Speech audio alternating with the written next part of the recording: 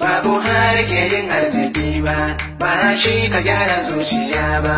Kai mai gaggawar son ganin canji, canja kanka tukunna kai ma. Mai legal business a kullum baya kukan zuwan Buhari. Mai ci kaɗan ya gode Allah baya kukan zuwan Buhari. Mai fita don neman halali baya kukan zuwan Buhari. Mai dogaro da albashi shi baya kukan zuwan Buhari. Mai son bin doka a kullum baya kukan zuwan Buhari. Masu illegal business ai suke kukan zuwan Buhari. Masu handama da baba kere suke kukan zuwan Buhari. Wanda ya kasa sai ta kanshi suke kukan zuwan Buhari. Masu sata da kan biro suke kukan zuwan Buhari. Yan asato a zo a bamu suke kukan zuwan Buhari. Dawo ka gina ƙasarka, ka sai kaya made in ƙasarka,